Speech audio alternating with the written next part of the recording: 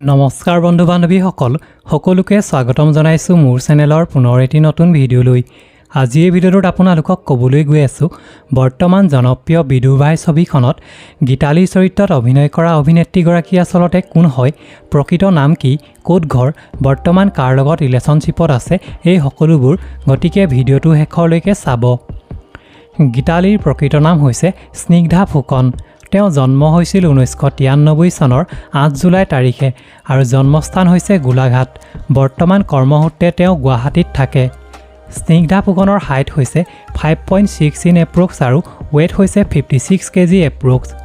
স্নিগ্ধা ফুকনৰ পৰিয়ালৰ কথা ক'বলৈ গ'লে তেওঁ পৰিয়ালত মাক দেউতাকৰ লগতে এজনী বায়েক আছে। তেওঁৰ দেউতাকৰ নাম হৈছে পুলিন ফুকন, মাতৃৰ নাম হৈছে বৰ্ণালী ফুকন আৰু বায়েকৰ নাম হৈছে তৃষ্ণা ফুকন। বন্ধুসকল, স্নিগ্ধা ফুকনৰ এডুকেশ্যন কোৱালিফিকেশ্যন হৈছে তেওঁ গোলাঘাট দেৱৰাজ ৰয় কলেজৰ পৰা এডুকেশ্যনত মেজৰ লৈ গ্ৰেজুৱেশ্যন কমপ্লিট কৰিছে। স্নিগ্ধা ফুকনে বিদুৰ ভাই ছবিখনত অভিনয় কৰাৰ আগতে বহুকেইখন অসমীয়া ধাৰাবাহিকত অভিনয় কৰিছিল। সেইকেইখন হৈছে বোৱাৰী, বেহাৰবাৰী আউটপোষ্ট, নিয়ৰৰ ফুল, উৰণীয়া মন আৰু অপৰূপা ইত্যাদি। ৰিলেশ্যনশ্বিপৰ কথা ক'বলৈ গ'লে স্নিগ্ধা ফুকন বৰ্তমান ছিংগুল। তেওঁ বৰ্তমান কাৰো সৈতে প্ৰেমৰ সম্পৰ্কত নাই।